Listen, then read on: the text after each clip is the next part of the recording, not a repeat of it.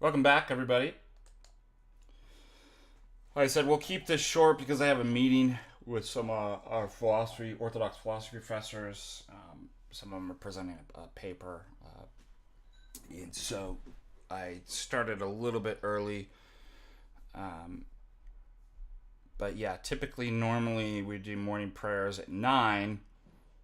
Um, Sometimes it's 9:30, but for the most part, it just depends on the schedule of the day and what's going on. I want to thank everybody again so much. God bless all of you and the fundraiser and those who contributed to help with the medical bills. Obviously, it's been difficult getting swamped with all these huge bills from the surgery and stuff like that. So it far exceeded my expectations, the charitable contributions, and I just can't tell you how much that actually helps and how impressive it is to see all of your love. I want to give a shout out to Dave. Thank you, Dave, for your contribution. Thank you again, Dave, the Philippian a regular contributor, donates $10 today, and then I'll Dale this $20. Thank you, Father. Thank you, another regular contributor. And I want to remind all of you that we started last Monday with our epistemology canvas course. I'm gonna again for a little bit longer keep the enrollment open. Even if you decide to do the week by week, you can also choose to go at your own pace, in which case it really doesn't matter. But for those of you that want to do the week by week, you can still come in a week late and make up the last week's work. It's easy. We do have a scholarship available through somebody's charitable contribution, and we can allow one person to first person to contact me can get the scholarship and be added to those who are financially incapable or unable at this point to afford the class can be given a wonderful, almost half off discount of that through a charitable contribution and scholarship. So if you think that you qualify for that and we're interested in adding the course, our Canvas course, please reach out to me. The students, tonight we will be having our first office hours and tutoring session. That's at 6 p.m. Mountain Standard. All of you are written. I want to thank Toby, Jean, Almy, $10. Thank you for this resource. Former Carolite. Wow. That's amazing. And if you're still in Helena, as the resident and sole clergy member in Helena area, I offer my services and prayers. And remember, we have a mission parish in the Helena area in Clancy, beautiful little Norman Rockwell town. Love that parish up there. It's a satellite mission parish of Holy Trinity, which was founded by the people and Father Russell, and by his grace, Bishop Maxim, probably about 3 years ago. I mean, time's flying. It's a wonderful, thriving parish. It's a beautiful location, like one of the most beautiful locations ever. And we were blessed to, we have regular services. And then once a month, we have Father Paul from the Serbian diocese and who's under Bishop Maxim, who's in San Diego, comes and visit. We love Father Paul. We were blessed with his presence this weekend, and I wish he could be here, live here with us, but he has duties, obviously, to his family and church members in San Diego. So we're just so blessed to have, a visiting priest once a month on top of our regular priest and services every week. And anyways, there's so many things to be grateful for. Also, the conference coming up, 30 days. Can you believe it? Exactly in 1 month. We want to get you to not procrastinate and get your tickets. our most recent sponsors. I'm going to give a shout out to them. St. Paisius Brotherhood and the director, executive director, my godfather actually, Gary Metz, will be coming and actually doing a workshop with the St. Paisius Brotherhood. There are going to be many workshops. Take advantage of that. We also want to thank our most recent sponsor, Hellenic College Holy Cross in Boston, who will be sending out one of the regional managers to have a booth and exhibit, and that sponsorship is huge, and we are so excited to have His Grace, who the conference is under for the last 3 or 4 years, be the keynote speaker and be present with us even the week before for a patronal feast day at Holy Trinity for Pentecost and throughout the week. So this is a really, really special conference, because the week before, if anybody comes early, gets to experience the blessings of His Grace being with us, doing multiple hierarchical liturgies. So take advantage of that. You're all welcome to come early. For those of you in Montana and the Helena area, please take advantage of seeing when the bishop comes. That's a big deal. So we're as Saint Ignatius the Antioch says, the church is where the bishop is.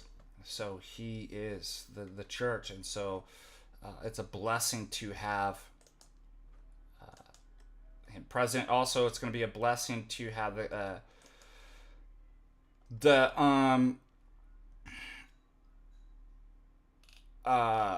Saint Mary of Egypt, the Convent of the Mother of God, the sisters and the abbess also present.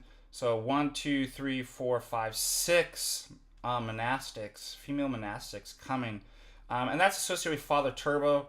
So Father Turbo and his family are coming out, and then the sisters are coming out, and the abbess. So that's a wonderful blessing as well. We're having the monastery tour Thursday before we officially kick off the conference. And what else should I say about?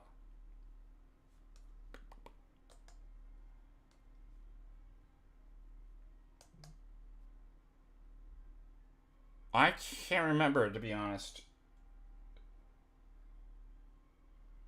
I can't remember. That's a good question. Whose relics do we have at Holy Trinity?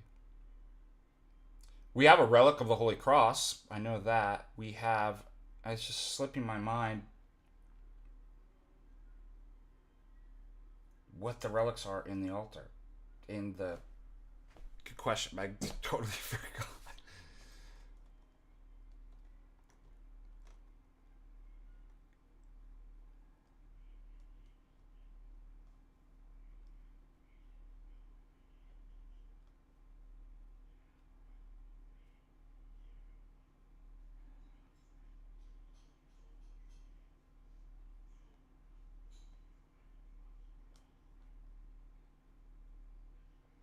It may be Saint Tikhon is the consecrator.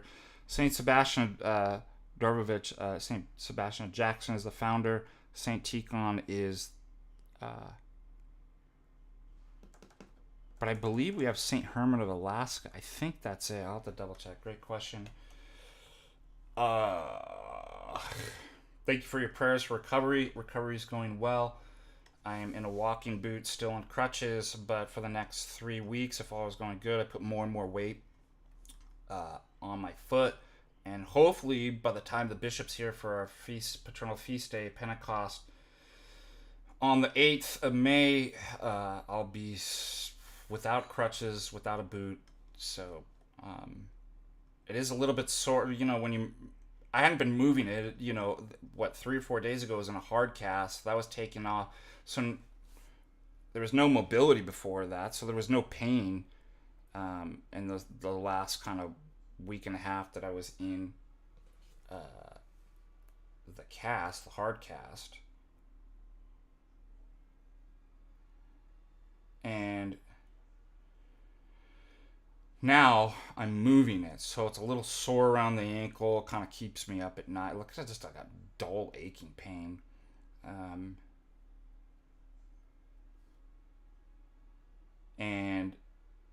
But that's to be expected. putting a little bit more weight on, moving it around. So it's whatever. What can you do? All right, let's see. All right. Questions?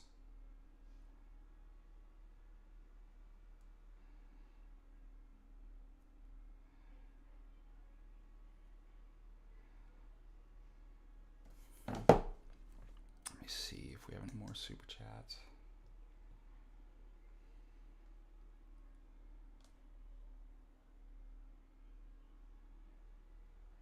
Justin Hanley donates $10. Bob us, have you heard of Agrippa's trilemma? Yeah. It is in my most recent papers, actually, about the Munchausen trilemma. It sounds like tag sidestep because if God does exist, truth and knowledge can be had without God. I don't get that.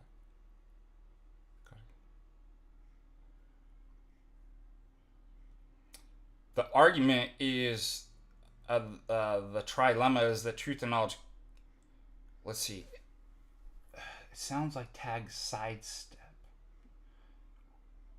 Because if God does exist, truth and knowledge can be had. No, it points out there is no way to. That's the trilemma. There's no way to establish knowledge. Because it boils down to there's three ways that you could possibly go, and they're all they all fail to provide justification for knowledge. So I use that in tag. So it doesn't get around it. It actually shows that the failures of autonomous epistemology and that autonomous man as a starting point cannot obtain any coherent of account or justification that knowledge exists. So that's in my most recent paper, specifically addresses Agrippa and Pyrrhean skeptics and uses that as a formulation in my new kind of tag. So it's similar to like when people think these are objections to tag, and it's like, no, they're actually they prove our argument. All the skeptical, arguments from the skeptics prove tag. That's exactly. It's sort of, and then the other one people get wrong too is they hear Stroud's argument against transcendental arguments, and think that's a critique of tag. It's like it's a proof of tag. If you could obtain simply through a transcendental argument the possibility for knowledge and justify knowledge, then there's no need for God. So we use Barry Stroud's argument to be like, exactly, Barry Stroud's correct. He has a great critique of transcendental arguments, and that proves orthodoxy and theonomous epistemology. And so I'm not sure why people, when they see these autonomous epistemological skeptical arguments, think that they're refutations of tag. It's like they're all proofs of tag. We use them all. So great question.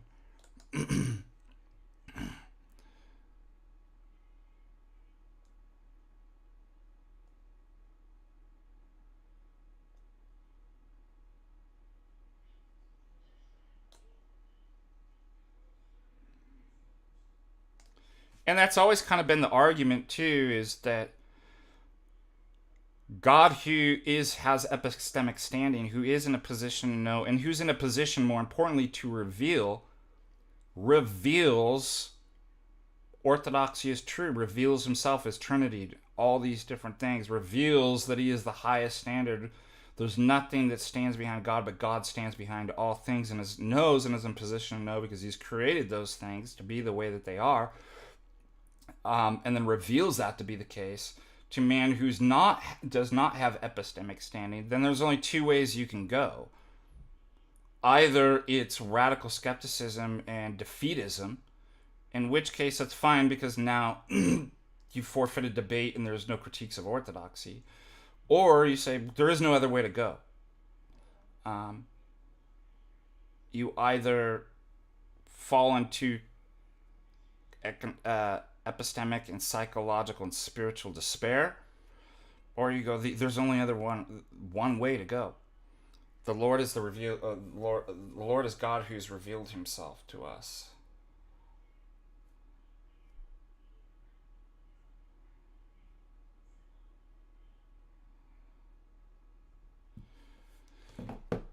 So I think part of the problem is that people think that tag is just another categorically this like the same as a lot of other like arguments you give in philosophy. It's like no, it's radically different. Until you actually see that and understand what revelatory theism is and the impossibility of the contrary, um, then people really aren't getting what the argument is, what's actually being said.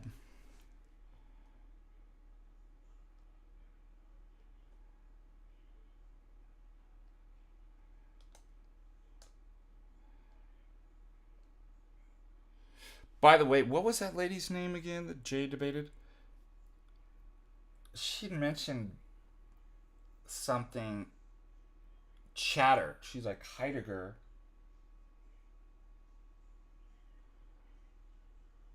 No, I'm not a Heideggerian scholar, but I did study under the world's leading Heidegger scholars. Not erudite, yeah. And I'm like, I never heard that. Looked it up, and it's actually a term coined by Kierkegaard. Might have been expounded upon. Now is my buddy, who's also a philosophy professor, Dr. Mark Bernier, and I want to just plug his. I'm going to show you Mark. I'm going to plug his Mark Bernier, his book.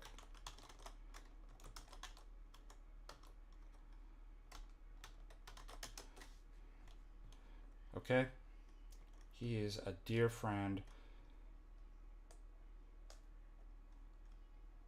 We used to work together when I worked in California.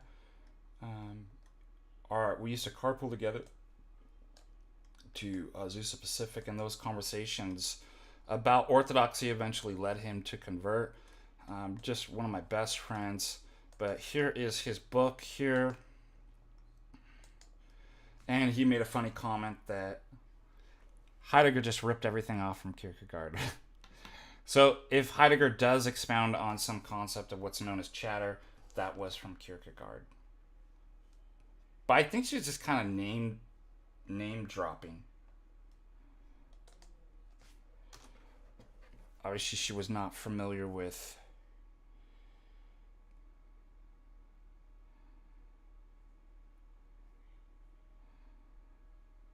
philosophical concepts. The other thing I found to be honest, I couldn't watch much of it. It's just too painful.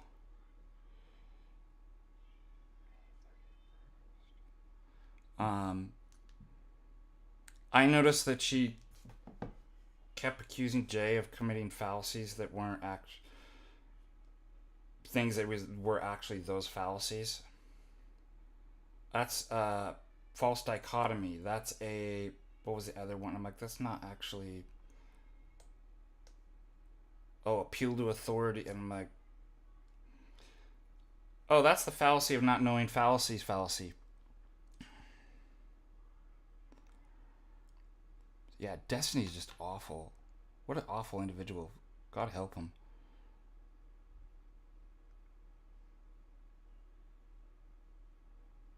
Chatter. And there's nothing special about the notion of chat. Like, it's just something about, like, kind of meaningless kind of, like, language and stuff like that. It's like, why don't you just say that? Why do you have to be like, Heidegger had. You know what the word, the philosophical Heideggerian concept of chatter is? You mean a whole lot of nothing to say? Can you just say that? You have a lot of nothing to say. You have to throw a fancy philosophical word on there. Heidegger says, yeah.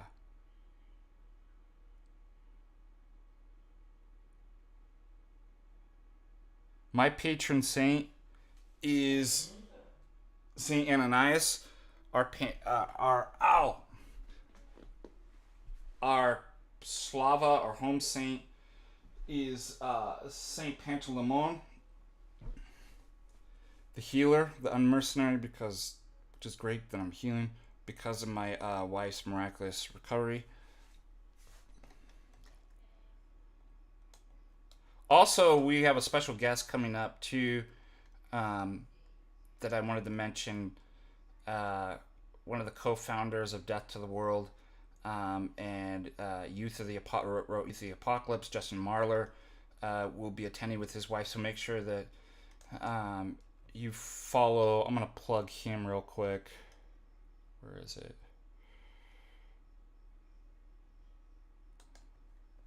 His website. So we have a lot of special guests that are actually coming. You don't want to miss out on. But let me plug his website here. I'm sure he'll be bringing books that you could purchase if you come up to, and just a wonderful man to get Orthodox man to get to know and meet. All right, moving on up to the east side.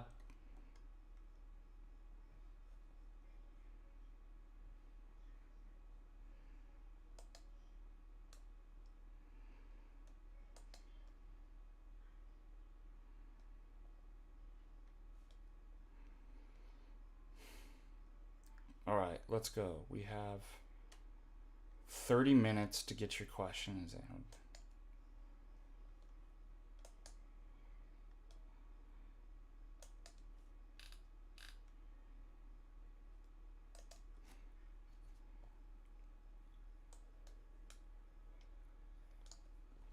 Did you see this?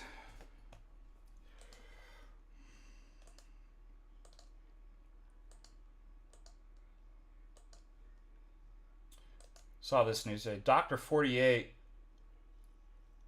writes fake obituary to mock people who don't take the jab. He takes the jab and dies. How many times have we seen that? People who mock the Lord in death. There's been so many cases of this.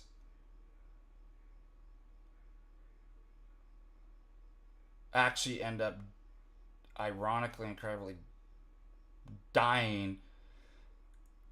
So there's irony in his own stupid obituary that he wrote to mock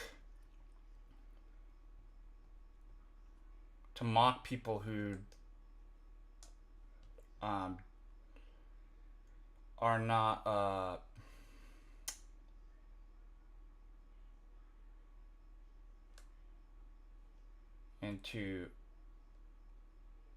are not devotees of scientism and the technocratic totalitarian regime to take poison. So that was interesting. Let's see. Let's go through some notifications.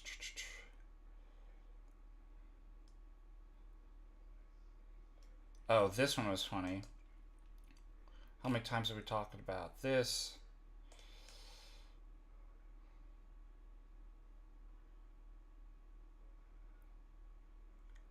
Roman Catholics always think miracles prove their fake religion.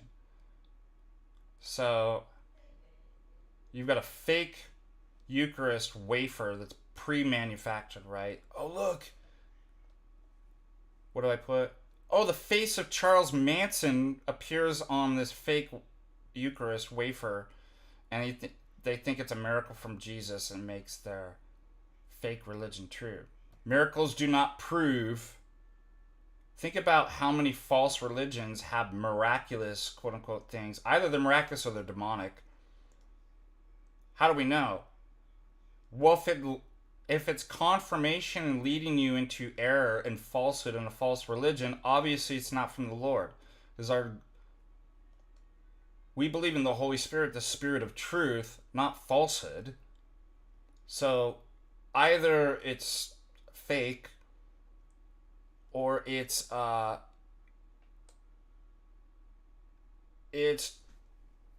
from God. That's why you can't use miracles apart from the whole to prove a religion. These guys are literally worshiping the face of Charles Manson. I couldn't believe it. That's why I saw him like, that's actually Charles Manson. It's not Jesus. So I put that up there.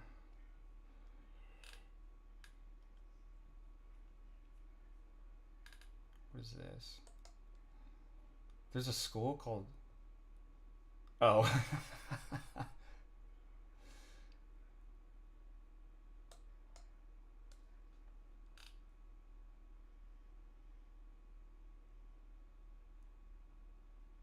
Oh, did I spell Manson wrong? Manson. Sorry. Alright, you got me.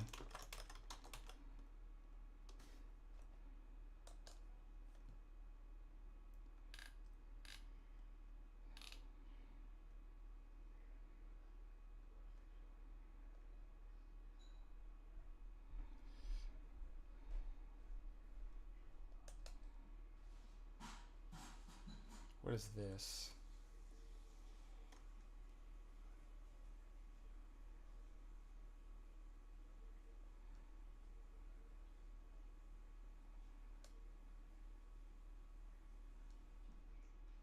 Who wrote this? Arguments you are attempting to make without ascribing to some form of coherent... Yeah, this is... I already know who these people are.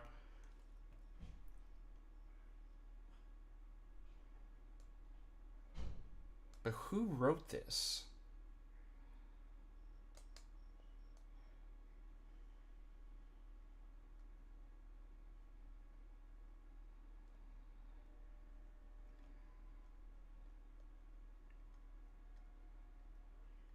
So...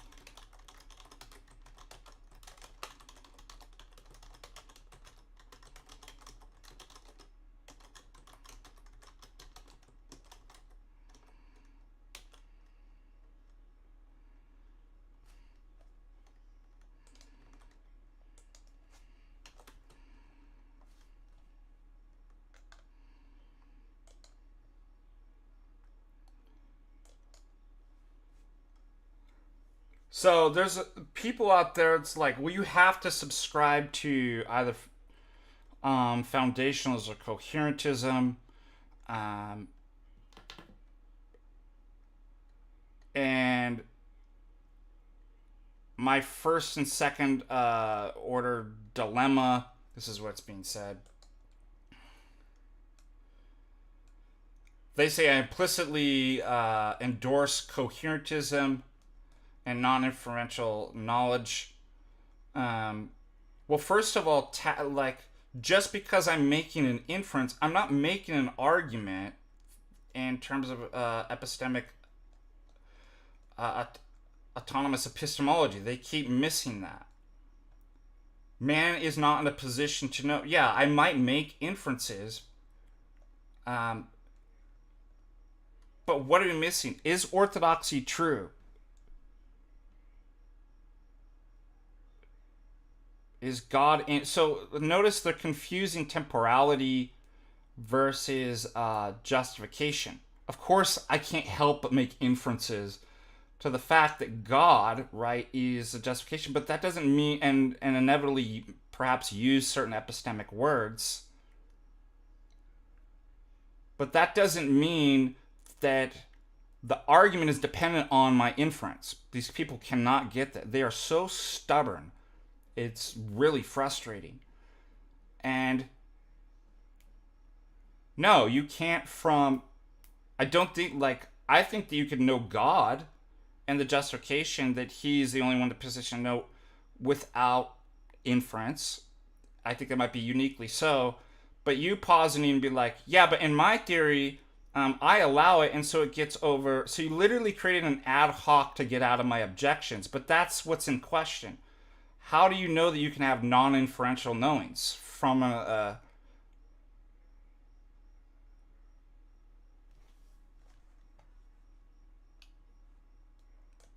they just refuse to.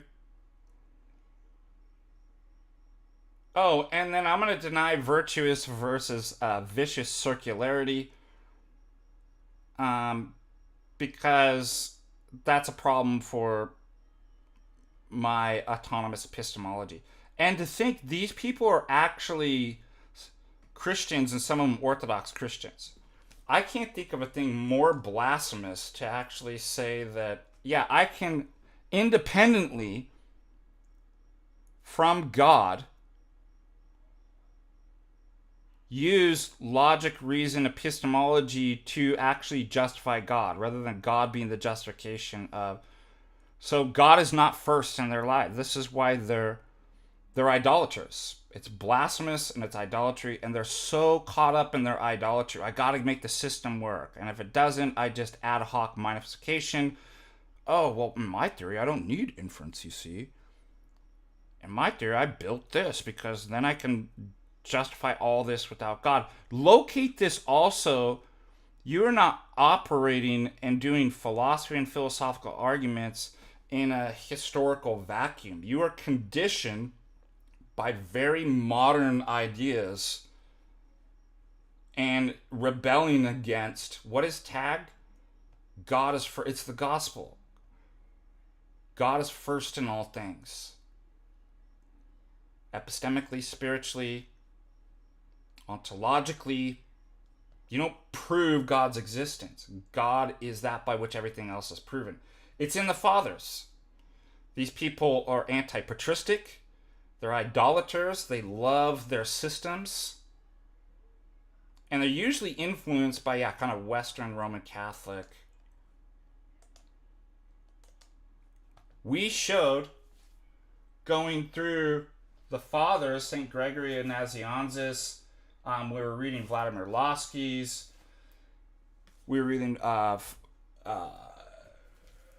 Being in Communion with Father John Zazoulis, going over the Trinity. There is no principle or number or philosophical system that's prior to God that God reduces to. You don't prove God's existence. The only proof for proof is God, is the Trinity. That's what we went over.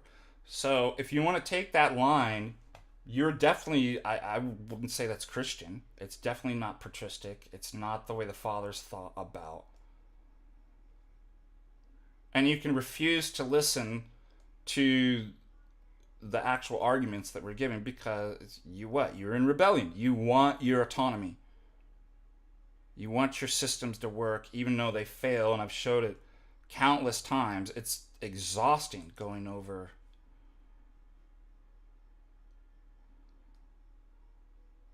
And they're caught up in this false, well, you're either an internalist or an externalist, a coherentism, foundationalist.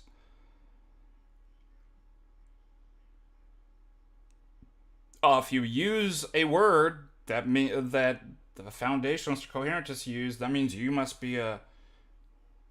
No. We say gods are foundations. Does that make us foundationalists? Again, they're trying to...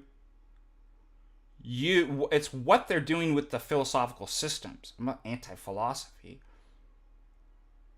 They're trying to use a man-made system, foundationalism, eternalism, coherentism, externalism, reliabilism, to justify that knowledge exists apart from God. Being presupposed as the only necessary condition for the possibility of that. Versus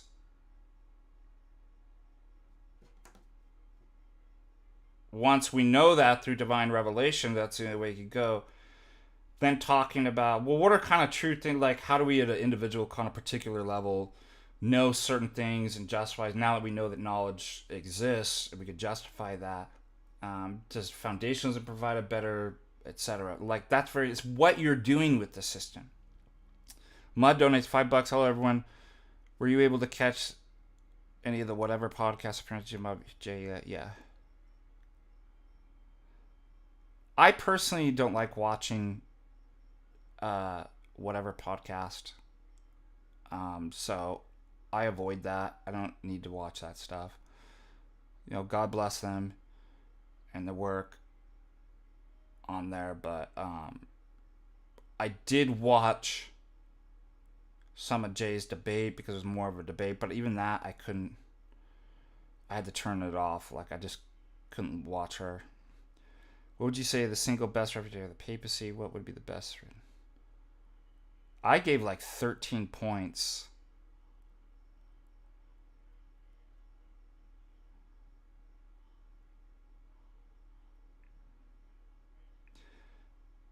Vic asked a question about relics. Well, if they typically the evidence for it too is like, do they heal or they do stuff? That would be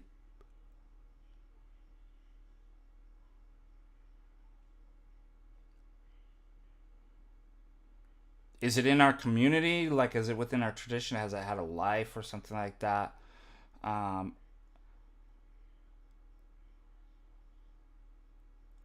think it's just good to be like kind of open about. I mean, why bring in that and be like skeptical? Like, how do I like? Does that seem very worth? Like, I don't know. Like, I'm assuming it is until it's shown it's not, because it has a life in orthodoxy. And if it's doing stuff and healing stuff, that's good enough for me. Like, if somehow a false relic got, like, it's not going to destroy my faith. I'll just be like, somehow it got in, but like, I don't feel like I have to, like, again, if it's real, I'm going to assume it is until shown otherwise. And,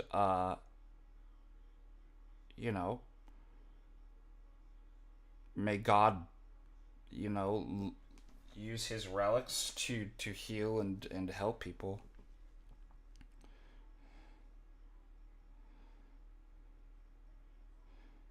I think it's a problem with that. For example, I think it's unreasonable actually to have that kind of level of doubt.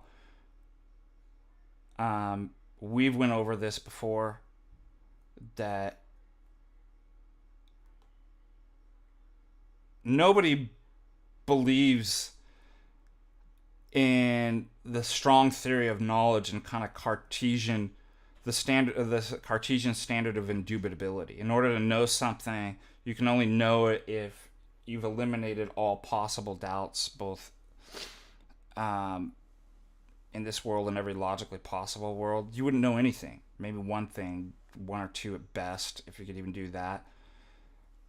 Knowledge is it sufficient? So, yeah, you can have a type of fallibilism and know stuff. Think about, again, is it enough? Is the justification evidence enough? Right? So the justification criteria doesn't need to be you eliminate every possible doubt, and therefore it's indubitable. It just needs to be enough. It's possible it could, However, knowledge is defined typically, and you can add the Getty or fourth condition, but if it's true, if you have reasonable evidence and justification, not infallible, and you believe it to be true. So a belief condition, a justification condition that's not, that's simply, it's enough evidence, and that it be true, then you actually know the thing. And so we actually operate this way a lot. Think about, you could say that I always use the gas station. I know there's a gas station next door, even though the evidence for that's not indubitable or infallible. I can always ask myself, well, how do I know? What if it's a facade? How do I know that, when I look away, that it doesn't disappear, etc. Well, that's absurd to think that I don't know because I can't eliminate every possible doubt. Do I have enough evidence? How do you know that your tire isn't going to go flat when you're driving, because you have sufficient evidence. Like, it's possible that it could, but if it's true that it doesn't, you have sufficient but not infallible justification and evidence for that, and you believe that to be true, then you actually know it. So apply the same thing in Orthodox. Like, do I have enough reasonable evidence to believe that? Yeah. And if it's true, and I believe it's true, then I have knowledge that that's a true relic. And part of that evidence would be the reliability and trustworthiness of the priest, the community in which it was passed through, the fact that it performs miracles, it heals. And again, miracles can happen outside of the Orthodox faith, but we don't theologize outside of the ark. I don't know. But the things that happen in the church, because we know that the church is true and it's kataholos, that provides evidence and justification, at least sufficient justification evidence, that, yeah, that's something we can actually know. Until proven otherwise, I think that's a good way, until evidence contrary to that, because it's in the church, it's taking place, it's fitting within the theology, it's been part of the life. Unless you have evidence to the contrary, I would say that you could actually know that those things are.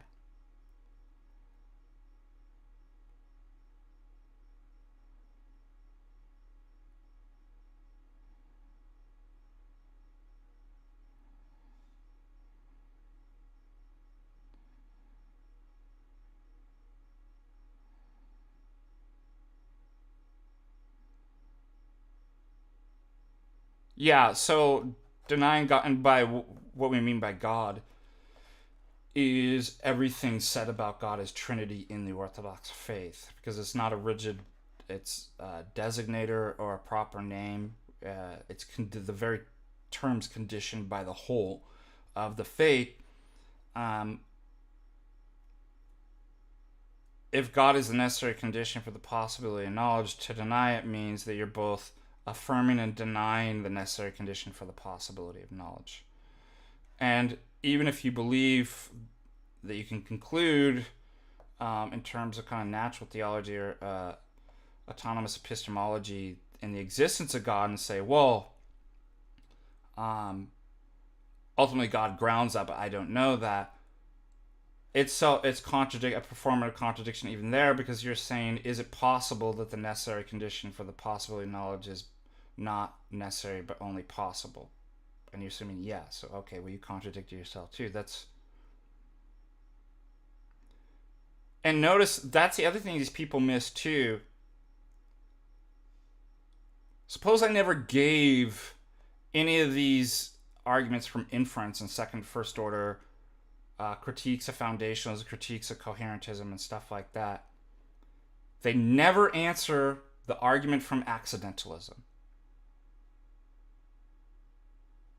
They get bogged down into these details because they're a bunch of autists. But actually, the system that I built, the ad hoc modifications or modification I meant don't have that problem, right? Actually, the contemporary epistemologists actually said, okay, you're missing the point. It's either intentional world, there's God that stands behind everything and intentionally creates things, there's intention behind the world, or it's not. But actually, that's an inference, blah, blah, blah. It's just like,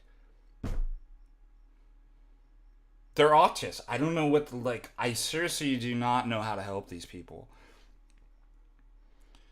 They're idolaters, they're autistic, whether literally or just to their own destruction. It's like, is this helping you? Are your idols that you're building really helping you? Lean not on your own understanding. I just can't understand. It's all over Scripture. Lean not on your own understanding. What do? They lean on their own understanding. They do everything the Bible, the opposite of the Bible.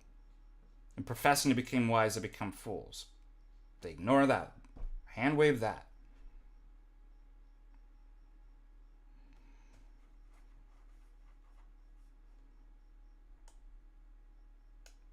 It's also tiresome too.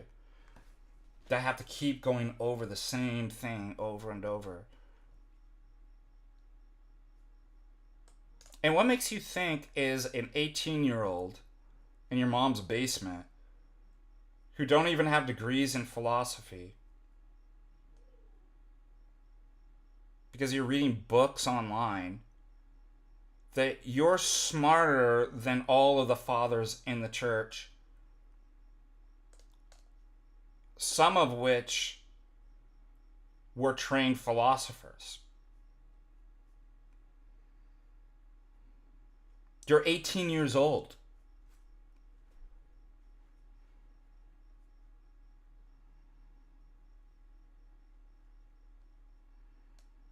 Oh my gosh, I'm almost running out of time.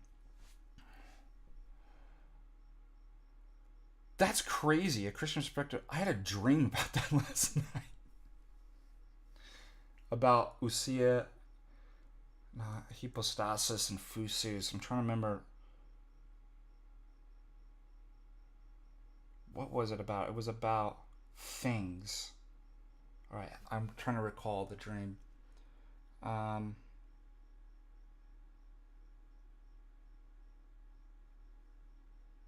Shoot, it was really cool. Something about existence and things and substance. I can't remember now, but it was a really kind of cool insight. And in my dream, it was like maybe it was something to be that to anta, right? Things that exist. And Greek metaphysics only used to anta, which ousia is derived from, and didn't have prosopon, like persons exist though too. Something about that in my dream that I was like. Anyways, there is some small nuance in the difference between the use of ousia and phusis.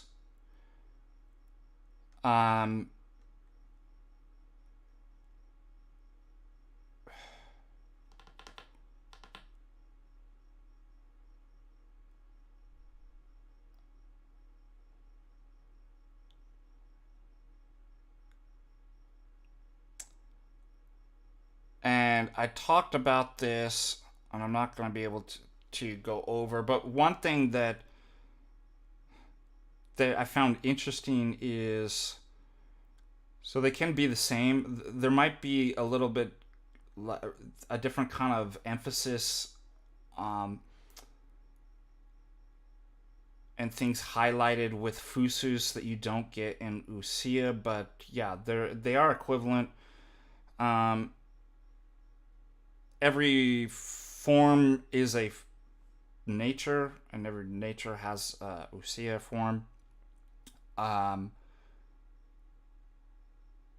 then it's connected to hypostasis, in Latin substantia, a substance. Ousia can also be a particularized, this concretized. It could also be a universal. Anyways, that's a whole another can of worms. But what I found interesting is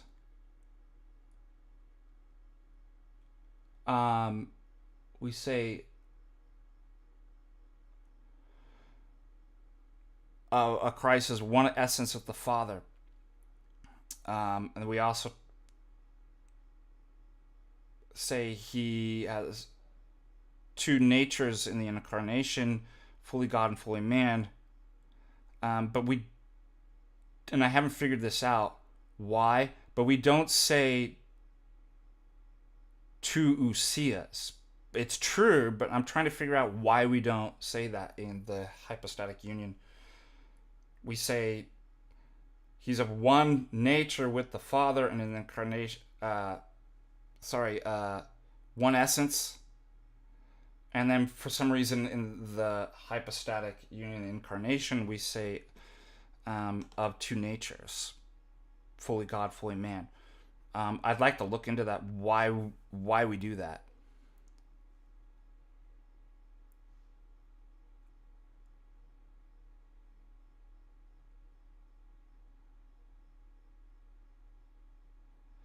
It seems to see Osea as the ontological grounding, its being in itself.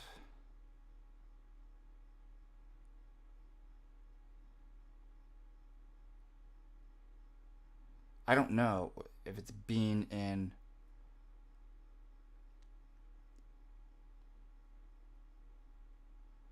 I mean, this is where the difference between Aristotle and Plato, and then you bring in the way the fathers understand that. It's not obviously in patristic theology that no Osea or nature is kind of defined the way self-subsisting as you would kind of like in the Aristotelian sense. So it's similarities to deriving etymologically and historically from these words, but obviously the fathers are taking a different way because none of the essences or natures subsist in themselves. That's why it says in Scripture, in Him we move, live, and have our being, that they all have their being and existence in God, in the substance of God, in personhood. But good question.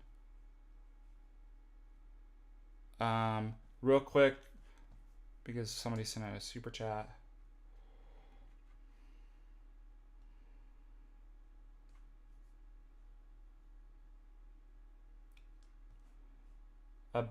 Asking about what are the top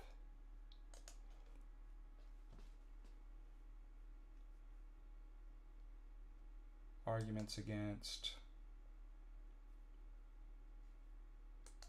Roman Catholicism. Let me go over them real quick.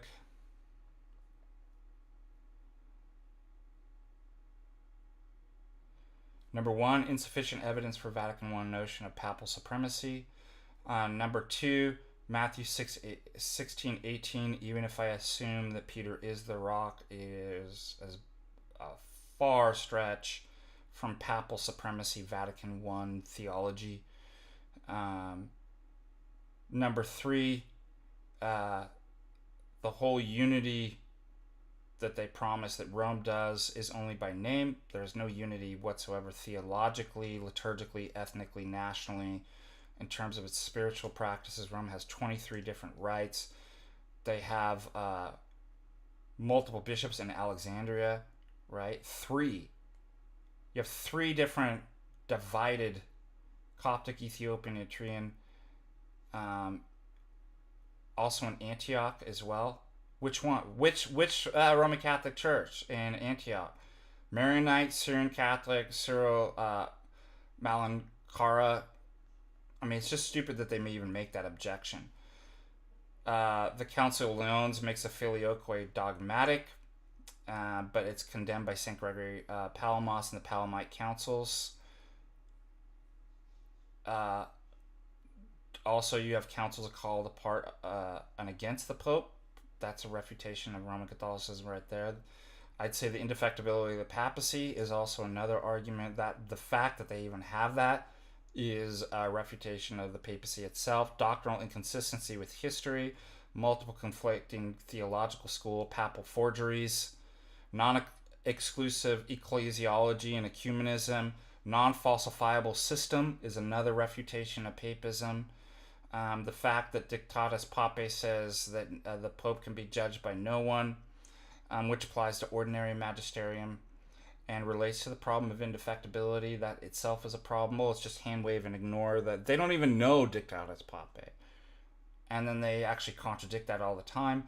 10, conflicting historical magisterium on same issues, development of doctrine, which also relates to the non-falsifiable system. It's just, it's not a change in dogma, it's development of doctrine, you see? Total con.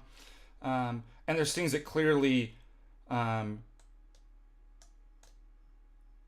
don't even fit into that category, that are clearly dogmatic changes, but the Roman Catholic Church says there can't be change in dogma, so that's a contradiction. The Pope does not make a council authoritative.